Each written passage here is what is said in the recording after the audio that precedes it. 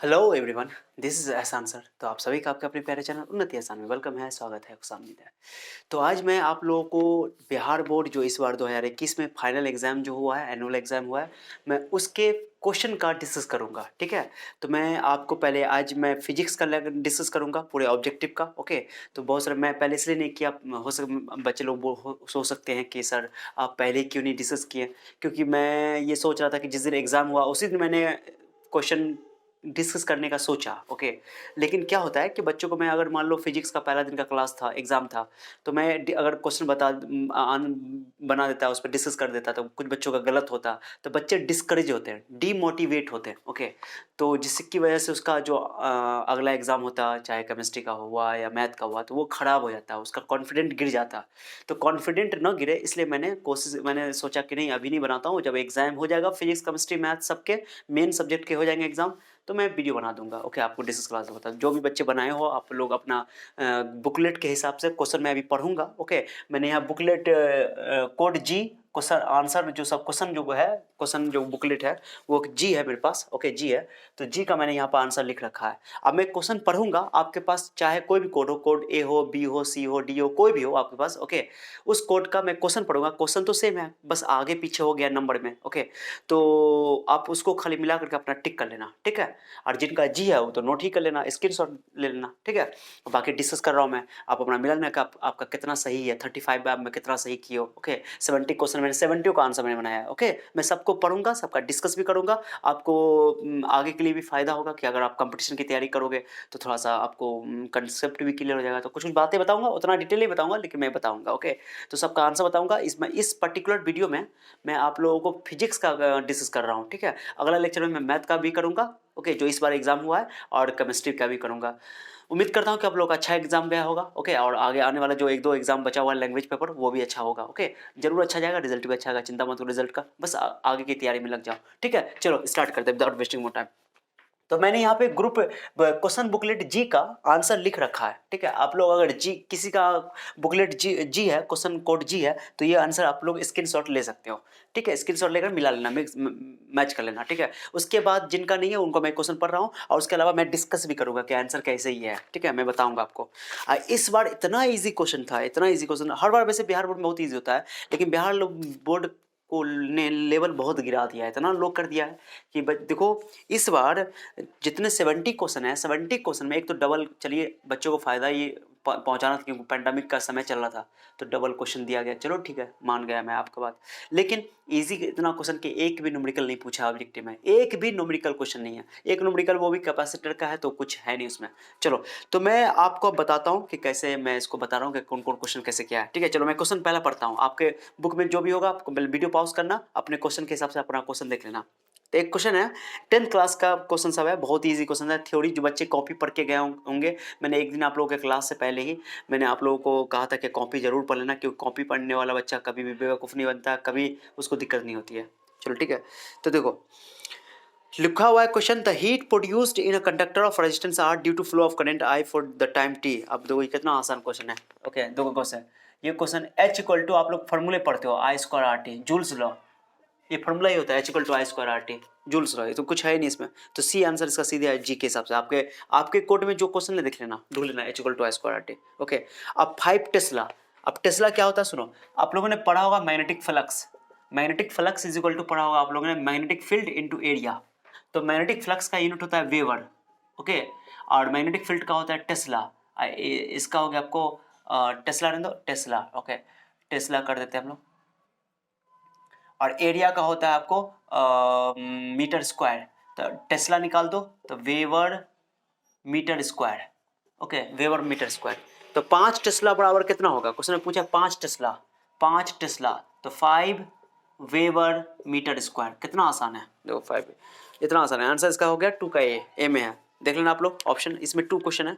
ये बहुत ईजी है, ये मैग्नेटिक फ्लक्स का फॉर्मूला होता है, बहुत आसान है, ये कुछ भी नहीं है, बस आप लोग अपना मिला लेना, मैच कर लेना, ताकि आप लोग को कॉन्फिडेंट है कि आपको पता चल जाए। बहुत अच्छा एग्जाम गया होगा मुझे पता है, ऑब्जेक्टिव, लेकिन कुछ बच्चे गलती करते हैं, माइनर मिस्टेक करके आते हैं, बहुत ही माइनर मिस्टेक करके आते हैं। चलो, तो मैं और बता रहा हूँ आपको, बहुत इजी बता रहा हूँ। ओके ठीक है, एक है IRMS का वैल्यू, तीसरा में IRMS है। तो आप लोगों ने पढ़ा होगा root mean square value of current, इसका फॉर्मूला होता है आई नॉट बाई रूट 2, आपने पढ़ा होगा। Okay, I root mean square value of current, और ये होता है आपको आई नॉट जो होता है पीक वैल्यू होता है, ये फॉर्मूला होता है। आप रूट 2 का स्लाइस कर दोगे, रूट 2 का स्लाइस कर दो, ऐसे करके कर दो, आपको पता है। तो I naught root two by two हो जाएगा, और रूट 2 का वैल्यू आपको पता है कि 1.414 होता है बाई 2 इंटू आई नॉट। अब दो 7 से कर दो तो जो 2 से 07 हो गया। ये होता ही है, बहुत आसान है, बहुत आसान है। अगर आपको नोट करना हो तो नोट भी कर लेना, ठीक है। तो 0.70 I N S C answer है, आई एन एस 3 का सी, ठीक है, करेक्ट है। ओके, बहुत आसान है, मैं मिटा रहा हूँ, आप लोगों को स्क्रीनशॉट लेना हो तो ले लेना, सॉल्यूशन भी कर रहा हूँ। कुछ मैंने जिसका जरूरत होगा नहीं तो बाकी जरूरत डिटेल से पढ़ाने का टाइम तो नहीं है ना। अब कुछ फॉर्मूला देखो, 4 नंबर देखो, आप लोग पढ़े होगे, देखो क्या लिखा हुआ है, इंडक्टिव रिएक्टेंस, एक कैपेसिटिव रिएक्टेंस पढ़े होगे। तो इंडक्टिव रिएक्टेंस का फॉर्मूला होता है, आपको पता होगा, एक्सएल इक्वल टू होता है ओमेगा इंटू एल, फॉर्मूला होता है, और एक्सी इक्वल टू होता है 1 बाय ओमेगा इंटू सी, ये फॉर्मूला ही होता है। Okay, XL equal to alternating current का ये है एक्सल। ओके, ये आपको इंडक्टिव रिएक्टेंस है, इसको बोलते हैं कैपेसिटिव रिएक्टेंस। तो X L equal to omega L और X equal to 1 by omega C, formula दोनों क्वेश्चन पूछा जा चुका है, कोई ना कोई होगा, दोनों क्वेश्चन पूछा हुआ है। तो इसका आंसर हो गया सी, 4 का सी, ठीक है, 1 बाय ओमेगा, सॉरी सी में बी, सॉरी 4 का बी करेक्ट है, ओमेगा एल, ठीक है, करेक्ट है। और चलो ये भी क्वेश्चन कहीं पर है, ये इंडक्टिव रिएक्टेंस और ये कैपेसिटिव रिएक्शन। 5 नंबर देख लो, 5 नंबर तो इतना अच्छा क्वेश्चन है, बहुत अच्छा क्वेश्चन है ये। 5 नंबर फॉर्मूला क्या होता है, आप पढ़े होगे, P average equal to I R M S, P equal to V I होता है ना, तो E R M S, E M F R M S, okay, R M S value of, और उसका आई आर एम एस, और उसका cos phi, पढ़े ना कॉस फाई आप लोग, कॉस फाई। देखो ये एवरेज वैल्यू है, ओके, ये एक्चुअल वैल्यू है, एक एक्चुअल वैल्यू है, आप समझना अच्छा सा, ट्रू वैल्यू इसको बोल सकते हो, ट्रू वैल्यू। और ये वी आई, हम लोग एवरेज का फॉर्मूला कब पढ़ते हैं, वी आई, तो अल्टरनेटिंग करंट के लिए जो आप पावर निकाला जाता है, वो power average value true value है ये। तो ट्रू वैल्यू निकालने के लिए हम लोग क्या करते हैं, वी आई में कॉस फाई से एक फैक्टर से मल्टीप्लाई करते हैं, जिसको हम लोग करते हैं पावर फैक्टर, पता है आपको, पावर फैक्टर बोलते हैं। तो ये तो आपका ये ट्रू वैल्यू है, बट ये आपका एपरेंट वैल्यू है। तो कॉस फाई दो, ये ट्रू वैल्यू, ये apparent value, cos phi equal to क्या हो जाएगा, कॉस फाई इक्वल टू हो जाएगा आपका, okay, true value by apparent value. Okay, simple सा बात है। तो ये ऑप्शन में देखो, true value by apparent value, खत्म। True power, true average power and apparent average power, average से रिलेटेड है, एवरेज की बात कर रहे हैं, बहुत आसान है, ये फॉर्मूला आप लोगों ने पढ़ा होगा। ओके, अल्टरनेटिंग करंट का टॉपिक है। उसका ये क्वेश्चन तो बहुत आसान है, कार्बन का दो value of green colour code and carbon, number पूछ रहा है वैल्यू। ओके, आप लोग पढ़े होंगे, एक शॉर्ट ट्रिक है, बीबी रॉय, ओके, ग्रेट ब्रिटेन सुना होगा, ग्रेट ब्रिटेन, तो ये हो गया जो भी है कलर, तो इसको बोलते हैं 0 नंबर, 0 1 2 3 4 5 6। अब कितना आसान है क्वेश्चन, देखो अपने नंबर पर होगा। तो बोला है कि ग्रीन कलर, तो ग्रीन कलर आपके सामने देखो, ग्रीन कलर करना कितना के सामने 5। आगे कुछ और भी पूछा हुआ है क्वेश्चन, एक और क्वेश्चन है जो कि कुछ ध्यान ही नहीं है, ऐसा ही कुछ क्वेश्चन आगे आएगा तो मैं बता दूंगा। तो ये हो गया, आपको हो गया ग्रीन कलर का 5 आंसर है, 6 का सी, ठीक है, करेक्ट है, कुछ भी नहीं है। 7 का आपने पढ़ा होगा, force on moving charge in magnetic field. Okay, formula होता है फोर्स इक्वल टू, आपको फॉर्मूला याद होगा मैग्नेटिक फील्ड में, force on moving charge, okay, magnetic field में, तो ये फॉर्मूला होता है क्यू भी क्रॉस बी, ये डॉट हटाओ, ये फॉर्मूला होता है भी क्रॉस बी, ये फॉर्मूला ही होता है। ये बहुत ही कहते बच्चे बी क्रॉस भी लिख देते हैं, भी क्रॉस बी होता है। Okay, force on magnetic field, ये फॉर्मूला सीधे फॉर्मूला होता है, भी साइन थीटा आप लोगों ने पढ़ा होगा, force on moving charge, okay, in magnetic field. चलो ये तो हो गया। 8 नंबर दो, 8 नंबर दो, इसका आंसर तो पता चल जाएगा आपको, देख लेना, मैंने लिख रखा है 8 नंबर। ये बहुत आसान क्वेश्चन था, बच्चे लोग गलती करते हैं। ओके, चलो मैं इसको मिटा रहा हूँ। चलो मैं डिस्कस कर रहा हूँ आप लोगों को, ताकि आप लोगों को क्लियर हो जाए कंसेप्ट कि क्या बोला जा रहा है, ठीक है। चलो उसके बाद है the unit of which physical quantity. अब कितना बच्चा गलती करता है, देखो फिजिकल क्वांटिटी, लाइट एयर किसकी यूनिट है, लाइट एयर की बात हो रही है, light air. Okay, light cut गई है, चलो कोई बात नहीं। लाइट एयर का जो है, आपको पता है, कितना बच्चे क्या समझते हैं कि लाइट एयर जो है ना, इसको प्रकाश वर्ष बोलते हैं, प्रकाश वर्ष हिंदी में, ठीक है, लाइट एयर। तो लाइट एयर जो है ना, वो डिस्टेंस की यूनिट है, पहली बात तो यही 11th का टॉपिक है ये। ओके, 12th में कहीं कहीं यूज होता है। लाइट एयर डिस्टेंस की यूनिट होती है, ठीक है, याद रखना बात को। लाइट को वैक्यूम में एक साल में जितनी दूरी तय करता है वो, उसका वो लाइट एयर कहलाता है। एक साल में कितना दूरी तय करता है लाइट, ओके, वैक्यूम में, तो उसको बोलते हैं लाइट एयर। पार्सेक भी पढ़ा था आप लोगों ने, डिस्टेंस का फॉर्मूला पार्सेक ओके तो बहुत सारी यूनिट है, तो लाइट ईयर डिस्टेंस की यूनिट है एयर का यूनिट नहीं, टाइम का यूनिट। कितना बच्चा समझता ओ एयर है टाइम की यूनिट होगी, नहीं नहीं, तो ए आंसर डिस्टेंस, तो 8 का ए है, सही है, करेक्ट है। अब उसके बाद सुनो, the image formed by the simple microscope. Simple microscope का ये तब जानते हो, सिंपल माइक्रोस्कोप का आपने प्रिंसिपल भी पढ़ा होगा ऑप्टिक्स में, कि सिंपल माइक्रोस्कोप जो हाथ में लेकर तो मैग्नीफाइंग ग्लास, ओके। तो मैग्नीफाइंग ग्लास जो है वो लेंस में जब ऑब्जेक्ट उसके ऑप्टिकल सेंटर और पोल के सॉरी फोकस के बीच में रखा जाता है, ऑप्टिकल सेंटर और उसको फोकस के बीच में रखा जाता है, तो जिस साइड इमेज होता है उसी साइड, सॉरी जिस साइड ऑब्जेक्ट होता है उसी साइड इमेज बनता है, और वो भी वर्चुअल एंड इरेक्ट। जब भी वर्चुअल होगा तो इरेक्ट ही होगा, और मैग्नीफाइड बनता है, बड़ा बनता है। तो प्रिंसिपल ही था मैग्निफि इसका, सिंपल माइक्रोस्कोप का मैग्निफिक ये प्रिंसिपल ही था कि जब भी ऑब्जेक्ट को ऑप्टिकल सेंटर और फोकस के बीच में रखते हैं तो इमेज उसी साइड बनता है जिस साइड ऑब्जेक्ट है, और वर्चुअल बनता है, इरेक्ट बनता है और मैग्नीफाइड बनता है। तो कंसेप्ट ये वही है, उसका प्रिंसिपल ये था। आंसर ए हो गया, वर्चुअल एंड इरेक्ट। ओके अब काल्पनिक और सीधा, सिंपल सा बात है। उसके बाद उसके बाद है कि which of the following I defect remove by the convex lens. कितना आसान है, आपको जब पढ़े होगे मायोपिया, नियर साइटनेस जिसको बोलते हैं, तो उससे कॉन्केव लेंस से दूर किया जाता है, माने निकट दृष्टि दोष को आप अवतल लेंस से दूर करते हो, उत्तल लेंस से दूर दृष्टि दोष को यानी कि फार साइटेडनेस यानी कि उसको आप हाइपरमेट्रोपिया कहते हो, उससे दूर किया जाता है। तो इसका ऐसा आंसर हो जाएगा फार साइटेडनेस, माने कि दूर दृष्टि दोष को या दूर दृष्टि रेखा को हम लोग अवतल लेंस उत्तल लेंस से दूर करते हैं, कॉन्वेक्स लेंस का चश्मा लगाते हैं, फार साइटेडनेस। तो इसका आंसर हो जाएगा फार साइटेडनेस, थ्योरी है। उसके बाद है डिस्पर्सिव पावर। तो डिस्पर्सिव पावर तो फॉर्मूला ही पढ़े हो, इधर 2 नंबर में आप लोगों को याद भी किया होगा। तो रिफ्रैक्टिव इंडेक्स ऑफ भी यानी कि वायलेट लाइट और refractive index of red light by reflective index of yellow colour -1। Yellow colour जो होता है वो एवरेज होता है, एवरेज। ये भी क्वेश्चन पूछा हुआ है कि म्यू वाई क्या होता है, तो म्यू वाई होता है generally mu violet and mu red by 2, ये फॉर्मूला होता है, मतलब कि दोनों का एवरेज होता है, मीन होता है, ये मीन बोल सकते हो, mean refractive index of mean light. Okay mean refractive index सीधे बोल सकते हो, बहुत आसान है, ये तो कुछ है नहीं। तो इसका आंसर सीधे ए है। ओके देख लेना आप लोग, ए है क्वेश्चन नंबर 11 का ए, 11 का ए करेक्ट। निर्वात में प्रकाश कितना आसान है, और बताओ n इक्वल टू फॉर्मूला क्या होता है। ओके रिफ्रैक्टिव इंडेक्स को म्यू भी लिख सकते हो, एन भी लिख सकते हो, कोई दिक्कत नहीं। तो रिफ्रैक्टिव क्या होता है फॉर्मूला बता, तो एन इक्वल टू लिख दो, mu equal to C by V. किसी भी मीडियम का refractive index, speed of light in medium, speed of light in vacuum, speed of light in that medium, जिस मीडियम का आपको रिफ्रैक्टिव इंडेक्स चाहिए।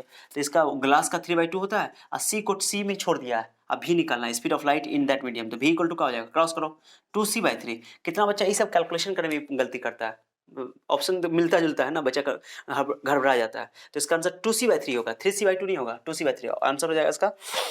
12 का बी आंसर है, बी करेक्ट है, बहुत आसान है। उतारना है तो नोट कर लेना, आप लोग को डाउट हो तो जरूर पूछना, ओके कमेंट करके पूछ लेना। ओके माइनर मिस्टेक करके आते बच्चे, इसलिए मैंने पहले नहीं बताया इसको कि मैं, अगर आप लोग को जिस दिन मैंने फिजिक्स का ये टेस्ट हुआ था, फिजिक्स का एग्जाम था, मैंने उस दिन आंसर मैंने बना दिया था, लेकिन मैं अगर बताता तो हो सकता था कोई बच्चा का कॉन्फिडेंट गिर जाता, जो भी एग्जाम दे रहा था बेचारा का वो भी एग्जाम खराब हो जाता है, इसलिए मैंने नहीं बनाया। अब एग्जाम खत्म हो गया, चूंकि चारों एग्जाम मेन एग्जाम खत्म हो चुका है, लैंग्वेज पेपर बचा हुआ है, तो मैं इसलिए वीडियो बना रहा हूँ आप लोगों के लिए, ठीक है चलो डिस्कस कर दे रहा हूँ। उसके बाद है the length of astronomical telescope for normal adjustment, ये तो पता है, ओके FO + FE होता है। लेंथ पूछ रहा है, ट्यूब लेंथ जिसको बोलते हैं हम लोग, tube length. Okay focal telescope infinity object रखा हुआ था, तो उसका इमेज हमेशा फोकस में बनता है। तो focal length of objective lens और focal length of eyepiece lens, दोनों को ऐड कर देता है सीधे, ये दोनों को मैग्नीट्यूड लेकर ऐड कर देता है, तो इसको बोलते हैं टेलीस्कोप का ट्यूब लेंथ है, इसको डिस्टेंस भी बोल सकते हो, दोनों लेंस के बीच का। ओके चलो, तो ये FO + FE हो गया, 13 का D, FO + FE आंसर हो गया, ठीक है। उसके बाद ये भी पूछा हुआ है, ओके मैग्नीफाइंग पावर, ये भी याद आना बात को, FO/FE, ओके FO/FE। तो सिंपल बात है कि मैग्नीफाइंग पावर जो है, इसको आप M से लिख सकते हो, magnifying power, okay angular magnification भी बोल सकते हो। तो FO/FE जो टेलीस्कोप के लिए नॉर्मल एडजस्टमेंट के केस में ये आंसर होता है। तो आपको अगर पूछे कि क्या केस होना चाहिए, तो सिंपल बात है कि FO का वैल्यू FE से बड़ा होना चाहिए, ये भी पूछा हुआ, आगे मिलेगा आपको। ओके क्यों बड़ा होना चाहिए सर, तब तो मैग्नीफिकेशन ज़्यादा होगा, बड़ा होगा, तब तो वो ऑब्जेक्ट बड़ा दिखाई देगा, ऑब्वियस है। हाँ बहुत बड़ा दिखना है तो FO is much larger than greater than FE, ये भी होना चाहिए, अच्छा से क्लियर दिखने के लिए, पूरा साफ, ठीक है, बड़ा दिखने के लिए। तो ये है, तो ये तो सीधे आंसर होगा, तो ये भी बताया हुआ है। अब इसका आंसर तो 13 का हो गया, ये आंसर FO + FE जो ट्यूब लेंथ पूछ रहा है, ये तो सीधे आंसर है। Focal length of eye lens of healthy man is about 2 centimetre, 2.5 2.3 आप 10th क्लास से पढ़ते हुए आए हो, सिंपल सा बात है, वो तो बहुत आसान है। ओके चलो इसका आंसर हो गया आपको 2 सेंटीमीटर, 14 का बी। चलो उसके बाद है आपको सब ऑप्टिक्स का क्वेश्चन था। उसके बाद है विच of the following represent the alpha D radio activity का क्वेश्चन है। ओके रेडियो एक्टिविटी का क्वेश्चन इसका ए है, ये आंसर होगा। ओके ए, ये आप ऐसे भी देख लो ना, चार्ज बैलेंस है कि नहीं है देख लो, एटॉमिक नंबर देख लो, A-4 Z-4 बहुत आसान है। ओके Z-2 रेडियो एक्टिविटी पढ़े हो ना शायद, हीलियम वाला, ये आंसर हो जाएगा, ये वाला हीलियम का 4 हीलियम निकला, तो 2 कैंसिल 4 कैंसिल, ए जेड, हाँ करेक्ट है, ये आंसर होगा। ओके कुछ नहीं है, यानी कि ए आंसर होगा 15 का ए। उसका निम्नलिखित में कौन मौलिक कण है, विच of the following is not a fundamental particle, कितना आसान क्वेश्चन है। न्यूट्रॉन तो fundamental particle, proton electron, atom के अंदर 3 पार्टिकल है जो फंडामेंटल पार्टिकल है, electron proton neutron. Alpha particle नहीं, अल्फा पार्टिकल है, हीलियम +2 को बोलते हैं अल्फा पार्टिकल। चलो उसके बाद तो 16 का सी हो गया, अल्फा पार्टिकल नहीं है फंडामेंटल पार्टिकल। 17 का आपको पता है टीवी पर जो following frequency range of TV broadcasting, TV broadcasting के लिए जो फ्रीक्वेंसी रखा जाता है वो 30 से लेकर के 300 मेगा हर्ट्ज। ये मैं बहुत आसान है क्वेश्चन, कई बार एग्जाम में आ चुका है, ये प्रीवियस ईयर का ही रिपीट किया क्वेश्चन सब, बहुत आसान क्वेश्चन सब है। Okay which of the following unit is correct to measure attenuation. Attenuation ये आपको कम्युनिकेशन सिस्टम का क्वेश्चन है, बहुत आसान, डेसिबल होता है इसका, डेसिबल आंसर। ओके उसके बाद है P type semiconductor is, okay चाहे पी टाइप सेमीकंडक्टर हो चाहे एन टाइप सेमीकंडक्टर हो, ओके चाहे होल टाइप या नेगेटिव टाइप जो भी बोलो, ओके चाहे पी टाइप चाहे एन टाइप, दोनों सेमीकंडक्टर नेट चार्ज जो होता है 0 होता है उसका, वो न्यूट्रल होता है, इस बात को याद रखना। अलग बात है उसका नाम होल्ड की वजह से एओ का नाम पॉजिटिव चार्ज हो जाए, एओ का नाम इलेक्ट्रॉन की वजह से क्या बोलते हैं नेगेटिव हो जाएगा, N type semiconductor, P type semiconductor, ठीक है। तो उसका आंसर जो है अनचार्ज होगा, इसका आंसर कितना बच्चा क्या करता है, पी टाइप है, ओ पॉजिटिव होगा, ओ तो आंसर मार देता है पॉजिटिवली चार्ज, नहीं ओवरऑल सेमीकंडक्टर नेट चार्ज 0 होता है, नेट चार्ज 0 होता है। ओके फिर केमिस्ट्री में पढ़ाया जाता है, फिजिक्स में भी पढ़ाया जाता है, ठीक है। तो अनचार्ज, इसका आंसर सी होना चाहिए। बहुत बच्चे गलती करके आते हैं कि पी मतलब पॉजिटिव चार्ज है, हाँ अब इसका डिटेल से आपको कभी चैप्टर पढ़ाऊंगा तो बताऊंगा मैं आपको, ठीक है। The minimum orbital angular momentum of electron in hydrogen atom is, okay simple बात है, आप लोग पढ़े होंगे कि एंगुलर मोमेंटम का फॉर्मूला क्या होता है, h/2 पाई n h/2 पाई, तो n का वैल्यू 1 रख दोगे तो मिनिमम हो जाएगा, कि 2 पाई से स्टार्ट ही होता है, तो ये मिनिमम h/2 पाई हो गया, सीधा सा बोहर्स मॉडल है ये, पता है आपको। ओके h/2 पाई बहुत आसान, कुछ भी नहीं है इसमें। उसका donor impurity atom has valency, donor जो देने वाला, तो आपको मालूम है कि जो से आप पढ़ते हो से ये पी टाइप या एन टाइप सेमीकंडक्टर में एक जो होता है डोनर इम्प्योरिटी होता है, तो डोनर इम्प्योरिटी वो 15 ग्रुप के एलिमेंट से आता है, 15 ग्रुप के एलिमेंट से, तो 15 ग्रुप आपको पता है क्या हो गया, 15 ग्रुप जो है आपको सिलिकॉन के बगल में आपको फॉस्फोरस हो गया, हाँ नाइट्रोजन फॉस्फोरस, हाँ नाइट्रोजन फॉस्फोरस नाइट्रोजन फैमिली, तो वो आपको पेंटावैलेंट होता है, 5 वाला होता है, आपको पता है पेंटावैलेंट होता है, 2 5 नाइट्रोजन का, तो नाइट्रोजन फॉस्फोरस सब जो है पेंटावैलेंट होता है, वो पेंटावैलेंट 5 होती है उसकी वैलेंसी, ओके उसकी वैलेंसी 5 होती है, याद ना पेंटावैलेंट, सी 21 का सी, कुछ भी नहीं है इसमें, 21 का सी। ओके चलो ये सब मुंह से आंसर, इतना इजी क्वेश्चन है, इतना लेवल लो है, आप लोग फिर भी नंबर नहीं लाओगे तो बहुत बुरी वाली बात है। किसी माध्यम की मैंने dielectric relative permittivity, dielectric constant जिसको बोलते हैं, फॉर्मूला ये होता है epsilon R equal to epsilon by epsilon naught, epsilon by epsilon naught, formula ये होता है। Permittivity of that medium, permittivity of free space, okay और ये हो गया आपको रिलेटिव परमिटिविटी, दोनों को डिवाइड कर दो। अब मान लो कि पूछ दिया रिलेटिव परमिटिविटी ऑफ एयर या वैक्यूम, तो दोनों काट जाएगा, एक आंसर आया था करीब करीब, एक लिख देना आंसर, वो भी पूछा हुआ है, ओके। और रिलेटिव परमिटिविटी यानी डायरेक्ट कांस्टेंट वाटर के लिए 80 होता है, वो भी पूछा हुआ एग्जाम में, मेटल के लिए इन्फिनिटी होता है, सब आपको पता है। उसका 23 का देख लो, 23 का इधर सीधे फॉर्मूला है, 23 का आपको देखो ना, पोटेंशियल का फॉर्मूला पूछ दिया, पॉइंट चार्ज की वजह से पोटेंशियल, तो आपको पता है कि क्यू चार्ज की वजह से पोटेंशियल 8 डिस्टेंस पर 1/4 पाई एप्सिलॉन नॉट Q/R होता है। कितना बचा क्या करते हैं, अरे सर ओके ये लगा दिया, ये पोटेंशियल का formula, potential is a scalar quantity, okay ये होता है इलेक्ट्रिक फील्ड, बोलता है ना इलेक्ट्रिक फील्ड, तो ये R² होता है इलेक्ट्रिक फील्ड के फॉर्मूला में, इलेक्ट्रिक फील्ड में होता है, लेकिन अभी क्वेश्चन इलेक्ट्रिक फील्ड नहीं पूछा है, क्वेश्चन पूछा है पोटेंशियल, तो पोटेंशियल Q/R होता है, सिंपल सा बात है, ठीक है। ये फॉर्मूला आप लोगों ने पढ़ा होगा, चलो Q/R, इसका आंसर था इसका ए हो गया। उसके बाद पूछ रहा है सरफेस चार्ज डेंसिटी, आप लोगों ने पढ़ा होगा linear charge density, linear charge total charge per unit length, linear charge density, surface charge density, total charge per unit area पर, एरिया की बात कर लेते हम लोग, सिग्मा, ओके रो, ये सिग्मा हो गया, सरफेस चार्ज डेंसिटी ये हो गया, लीनियर चार्ज डेंसिटी या ये वॉल्यूम चार्ज डेंसिटी, Q/वॉल्यूम हो गया, तो ये पूछ रहा है, तो Q हो गया आपको देख लो, Q/एरिया, total charge per unit area, surface charge density, तो total charge per total area, खत्म, बी आंसर, ओके हो गया। ये तीनों आप लोगों ने पढ़ा होगा, तो जो कॉपी पढ़ता है ना उसको कभी दिक्कत नहीं होता। चलो फिर भी मिला लो, मैं आपको अभी बता रहा हूँ, सिर्फ पढ़ा नहीं रहा हूँ, पूरा आपको बस डिस्कस कर रहा हूँ। उसके बाद दो वही पूछ दिया, dielectric constant of water, relative permittivity को डाइलेक्ट्रिक कांस्टेंट कहते हैं, उसका वैल्यू 80 होता है। ओके वाटर का उसका एक electrical capacitance of earth is of radius R is, ये तो बहुत आसान क्वेश्चन है। ओके इसका सीधे B answer 4 pi epsilon naught into R, ये होता है अर्थ की इलेक्ट्रिकल कैपेसिटी। ओके कैपेसिटेंस बोल सकते हो। ओके ये फॉर्मूला ही होता है। ओके यानी कि इसका आंसर हो गया 26 का बी, 26 का बी है ना। ओके चलो कुछ भी नहीं है। 1 एम्पियर, ये मजाक क्वेश्चन है, इतना आसान इक्वल टू इलेक्ट्रिक करंट का फॉर्मूला होता है क्यू आई टी, तो आप जानते हो कि 1 ampere equal to 1 coulomb per second, 1 second ही, कितना आसान क्वेश्चन है, चार्ज का कूलम पर सेकंड। ओके 27 का है, विद्युत वाहक बल के the unit of electromotive force, electromotive force नाम में तो फोर्स है लेकिन है वो पोटेंशियल डिफरेंस, पता है आपको पोटेंशियल डिफरेंस का यूनिट वोल्ट होता है, तो वो भी वोल्ट होगा। ओके तो ईएमएफ का ऐसा यूनिट भी वोल्ट होगा। ठीक है उसका मैंने 29 का बताया था आपको कि जो विच of the following correct refractive index of mean colour यानी येलो कलर, येलो कलर का तो आपको पता है कि रेड का रिफ्रैक्टिव इंडेक्स और वायलेट का रिफ्रैक्टिव इंडेक्स दोनों को ऐड कर देते तो ये आपका इसका आ जाता है येलो कलर का, इसको मीन रिफ्रैक्टिव इंडेक्स भी बोल देते हैं। ओके याद ना बात को, तो इसका आंसर ये हो जाएगा। बस खत्म, रेड और ब्लू वायलेट का जोड़ दो, रिफ्रैक्टिव इंडेक्स 2 से डिवाइड कर दो, एवरेज ले लेते हैं, उसका एवरेज के बराबर होता है। ओके तो ये कोई खास क्वेश्चन अभी तक नहीं मिला मुझे, एक भी न्यूमेरिकल अभी तक नहीं मिला है, ऐसा क्वेश्चन है। अब देखो सीधे मुंह से बनाने वाला क्वेश्चन था। ठीक है चलो उसके बाद और उसमें भी 35 ही बनाना था। उसके बाद power of parallel sided glass slab is, power of, simple बात है, पावर निकालने के लिए आपको फोकस चाहिए। आपको पता है पैरेलल ग्लास स्लैब जो होता है, पैरेलल ग्लास स्लैब आपको पता है कि जब भी इसे लाइट पास करते हो आप ऐसे करके तो यहाँ पर ये होता है रिफ्रैक्शन होता है और फिर यहाँ पर फिर ऐसे हो जाता है, तो जो ये होता है उसके पैरेलल हो जाता है। इमर्जेंट रे और इंसिडेंट रे पैरेलल होता है। जब emergent ray incident ray parallel है तो कहाँ जाकर मिलेगा, पैरेलल रे तो इन्फिनिटी पे मिलती है, तो इन्फिनिटी पे इमेज बनेगा, तो उसका फोकल लेंथ कहाँ हो गया, फोकल लेंथ कहाँ चला गया, इन्फिनिटी, फोकल लेंथ इन्फिनिटी हो गई। जब फोकल लेंथ इन्फिनिटी हो गई, सोचो बहुत अच्छा क्वेश्चन है ये। ओके तो P इक्वल टू 1/f यानी 1/infinity यानी आंसर 0। ओके जो भी है टेंडिंग बोल दो या कुछ बोल दो, 0 आंसर हो जाएगा, इसका पावर 0 हो जाएगा क्योंकि इन्फिनिटी पे जाकर मिलेगा रे, इमरजेंट रे और इंसिडेंट रे। ओके तो आंसर 0 हो जाएगा इसका, तो आंसर हो जाएगा 30 का C। चलो ठीक है चलो उसके बाद है एंगुलर डिस्पर्जन, ये तो फॉर्मूला पढ़े हो, एंगुलर डिस्पर्जन आप पढ़े हो गए, तो mu V minus mu R okay into A, ये एंगुलर डिस्पर्जन का फॉर्मूला होता है, सिंपल सा बात है, एंगुलर डिस्पर्जन 31 का ये।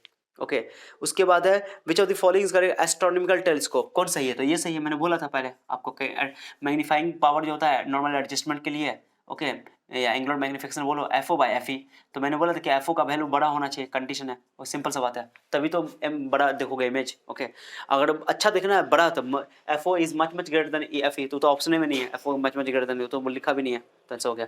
उसके बाद the value of ER, ER मैंने रिलेटिव परमिटिविटी फॉर एयर के लिए, तो A0/E0 एयर में लगभग वैल्यू सेम ही होता है, तो इसलिए 1 ही कर देते हैं, तो इसका आंसर 1 होता है। ओके 1। ओके यार कितना बच्चा 9 × 10⁹ लिख दिया वो 1/4πε0 का होता है। ओके एयर में, तो गलती नहीं करना, C का वैल्यू 1 हो जाएगा इसका, यानी कि 33 का C हो गया।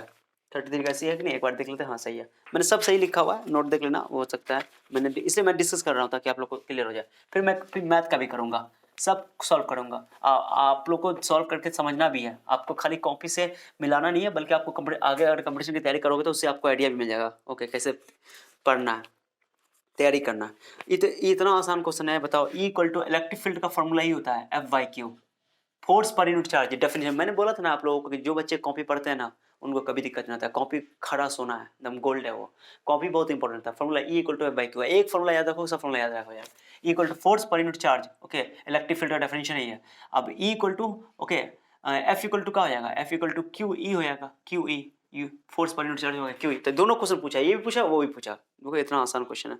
ओके 36 कहाँ गया, हाँ 34 का आंसर QE, बोला है कि the value of force acting on a charge particle in electric field is QE, तो QE आंसर हो जाएगा, F equal to QE, A answer होगा 34 का। अब एक क्वेश्चन ये पूछा आपको, देखो यार एक क्वेश्चन न्यूमेरिकल यही है, यही एक लौता न्यूमेरिकल है, बाकी कोई न्यूमेरिकल ही नहीं है। पूरे बिहार बोर्ड वाले को एक भी न्यूमेरिकल नहीं मिला, आप लोग लूट लो, आप ही लोग का बाहरी है, लेकिन सही बारे में बोलो, बच्चों लोग को ये वीक करने का काम कर रहा है। इतना आसान क्वेश्चन कभी नहीं देना चाहिए, इससे वैल्यू का रिजल्ट का वैल्यू भी गिरता है। अब बच्चे वीक भी होते हैं तो बच्चे क्या आगे तैयारी करेंगे, इंपॉर्टेंट ये है। देखो तो C ये पैरेलल में है, क्योंकि इसको आप मोड़ करके इधर ला सकते हो, तो पैरेलल में, तो पैरेलल में आप जानते हो ना कि 1/C, ओके 1/C, जब पहले E नहीं, पहले उल्टा होता है रेजिस्टेंस की तरह, तो जोड़ दो C + C 2C आंसर हो जाएगा। कितना बच्चा क्या कर दिया, इसको पैरेलल में ओ सीरीज की तरह जोड़ दिया, तो call as a 2C। Okay पहली बात तो कितना अच्छा सोचा होगा, जो बच्चा नहीं पढ़ा होगा तो टूसी मार दिया होगा, किसी से जोड़ दिया होगा, चलो ठीक है। लेकिन आप रेजिस्टेंस वाला काम यहाँ नहीं करना, रेजिस्टेंस इसमें उल्टा कंडीशन होता है, ठीक है। और ये पैरेलल में है, ये पहली बात। तो पैरेलल में कितना अच्छा पढ़ा तो वो भी गलती कर गया। पैरेलल में तो क्या कर दिया इसको कि 1/c c/2 आंसर लिख दिया, वो भी ऑप्शन में दिया हुआ है यार, गलत है। तो 2c है, पैरेलल में ये फॉर्मूला होता है, पैरेलल में c1 + c2 होता है, तो जोड़ दो सीधे से 2c हो जाएगा, सीधे आंसर हो जाएगा। ओके, तो 35 का सी हो गया, खत्म करो। वोल्ट मीटर क्या मेजर करता है? वोल्ट मीटर मेजर्स, कितना आसान क्वेश्चन है। पोटेंशियल डिफरेंस पता है आपको, अमीटर इलेक्ट्रिक करंट है, वोल्ट मीटर पोटेंशियल, कितना आसान है। 1/4 पे एप्सिलॉन नॉट का वैल्यू क्या होता है? जा ये क्वेश्चन सब मुझे पता, मजाक है कि नहीं ये क्वेश्चन सब।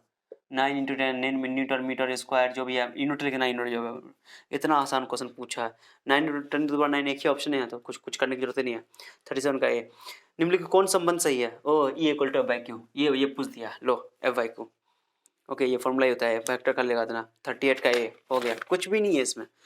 हाँ, ये बोला है कि इलेक्ट्रिक पोटेंशियल किसके बराबर होता है? आप लोग पढ़े हो, V = WIQ होता है, WIQ हो गया, तो ये तो फॉर्मूला ही होता है, V = WIQ। तो V = WIQ, अब तो कितना मजाक क्वेश्चन है, मैंने देखते मात्र आंसर बना देगा, पर सॉल्व भी नहीं करना, पेन भी नहीं चलाना पड़ेगा। बोला इलेक्ट्रिक डाइपोल मोमेंट का यूनिट क्या होता है? तो इलेक्ट्रिक डाइपोल मोमेंट का फॉर्मूला आप लोग पढ़ा होगा, ये पढ़ा होगा, Q × 2L पढ़ा है ना, ये इलेक्ट्रिक डाइपोल मोमेंट का फॉर्मूला। तो ये कूलम हो गया, ये कूलम होता है, और ये मीटर होता है, कूलम मीटर होता है। बुक में आपका एक क्वेश्चन में मिस्टेक लिखा हुआ है, क्वेश्चन में छोटा सी लिख दिया, छोटा एम लिख दिया, सेंटीमीटर लिखा गया है, लेकिन आंसर है कूलम मीटर होता है, बड़ा सी होता है, छोटा एम होता है। ओके, तो ऑप्शन मिस्टेक है, लेकिन आंसर कूलम, सेंटीमीटर जो लिखा हुआ है सेंटीमीटर के जैसा, यही आंसर, वो सेंटीमीटर नहीं है, वो कूलम मीटर है। ओके, तो मिस्टेक से हो गया, मिसप्रिंट है वो, लेकिन आंसर भाई ए होगा। ओके, 40 का ए, कूलम मीटर, आप पढ़े हो ये सब बात, ठीक है। सेंटीमीटर नहीं है वो, सेंटीमीटर में दोनों छोटा, सी भी छोटा होता है, एम भी छोटा होता है, बहुत आसान है ये। चलो ठीक है, चलो ये सब कितना आसान है। उसके बाद 1 फैराड आप पढ़े हो, Q = C/V होता है, C/V, इसमें मजाक है, C = Q/V। ओके, सॉरी उल्टा मैंने लिख दिया, वाट क्या लिख दिया, C = Q/V, C = Q/V, ये फॉर्मूला होता है, ये कैपेसिटेंस का फॉर्मूला है, इलेक्ट्रिकल कैपेसिटेंस का, ठीक है। तो अब बताओ, 1 कूलम 1 फराड, इसका कैपेसिटेंस का 1 फराड, 1 कूलम पर 1 वोल्ट हो गया, 1 कूलम पर वोल्ट, कौन आंसर हो गया? 1 कूलम पर वोल्ट, ये सी ई वाला, ये 1 कूलम वोल्ट ऐसे लिखा हुआ है, ऐसे लिखा हुआ है, तो आंसर ही हो गया। तो ये आंसर हो गया 41 का बी। कितना आसान क्वेश्चन है। अरे तो अरे यार, चार्ज कंडक्टर का पोटेंशियल एनर्जी था ½ CV², ½ CV², ½ LI², ½ MV², सबको आपको याद है, ½ CV², इतना आसान है।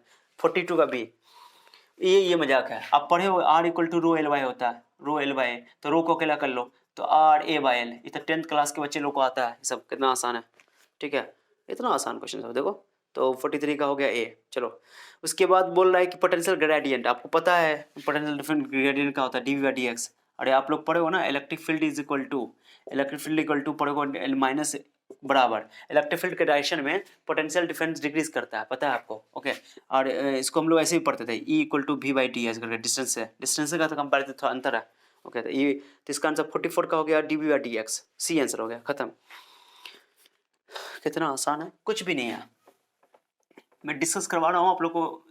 2 के स्पीड में देखना तो 2 के स्पीड में देखो, कोई दिक्कत नहीं है, 2 के स्पीड में देख सकते हो, ठीक है।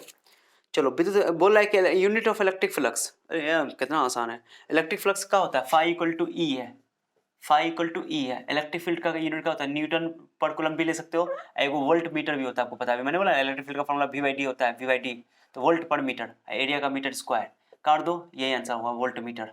Okay, volt meter, electric flux का वोल्ट मीटर, यानी कि 45 का सी हो गया, कुछ नहीं है, 45 का सी हो गया।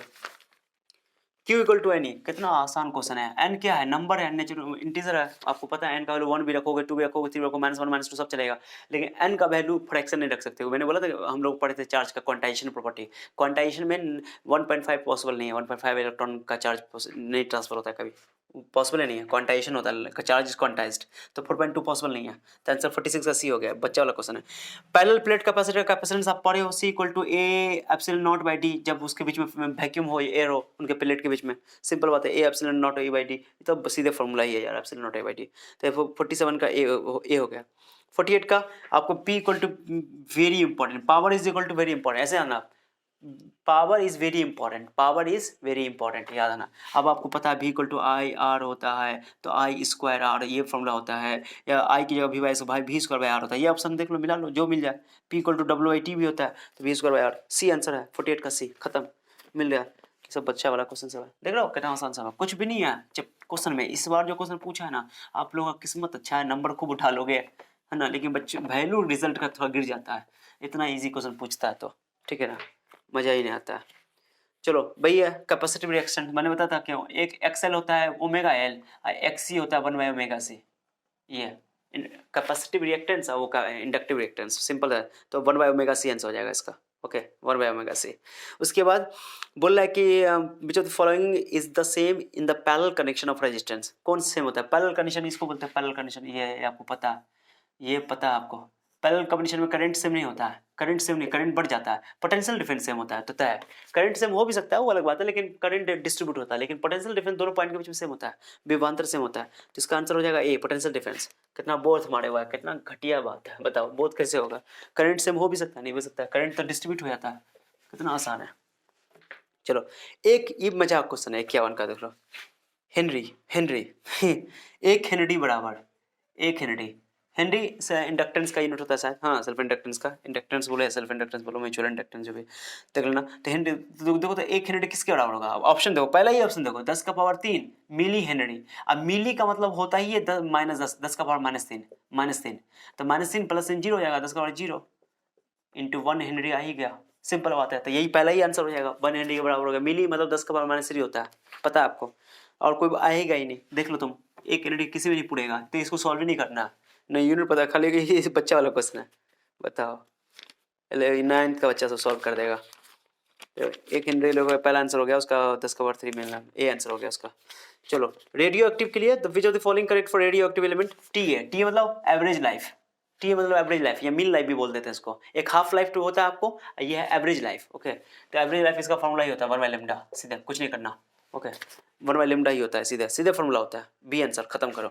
उसके बाद 53 का देखो, आप पढ़े हो गए 1 0 0 इसको बदलना है, तो जीरो देखो ना, ये बहुत आसान है, इस जीरो के लिए क्या कर लेंगे, मैंने बोला था 2 का पावर 0 इंटू 0 प्लस 2 का पावर 1 इंटू 0, 2 का पावर 2 इंटू 1, 2 का पावर 3 इंटू 1 हो गया, ये तो जीरो पूरा जीरो हो गया, 4 + 4 8, आंसर 12 खत्म, आंसर 12, कौन ऑप्शन है ये जी, हाँ 12, 53 का है, 53 का है, चलो करता हूँ। बोल रहा है कि which of the following is a correct fundamental gate, and और नॉट, पता है एंड और नॉट फंडामेंटल गेट है, इसे ही सब नंद गेट एंड गेट या आप ही बना सकते हो, और क्या हम लोग पढ़ते हैं, नंद गेट पढ़े थे, उसके बाद नॉट पढ़े थे, बहुत सारा गेट है, सब मिला के मिक्स कर सकते हो। 55 में आता है, बोला विच of the following not a charge, photon, photon charge particle नहीं है, आपको पता है फोटोन का चार्ज पार्टिकल, फोटोन न्यूट्रल होता है, फोटोन ना तो इलेक्ट्रिक फील्ड में डिफ्लेक्ट करता है और नहीं मैग्नेटिक फील्ड में, तो न्यूट्रल है वो, ओके। अल्फा पार्टिकल पे चार्ज होता है, बीटा पार्टिकल पे चार्ज होता है, इलेक्ट्रॉन पे चार्ज, सब पता है, लेकिन फोटोन पे कोई चार्ज नहीं होता है, ठीक है, वो न्यूट्रल है। तो ये हो गया आपको फोटोन का रिस्पांस भी जीरो होता है, फोटोन के बारे में पढ़ोगे अपने मॉडर्न फिजिक्स में, तो हो गया, तो आंसर हो गया फोटोन, ए खत्म।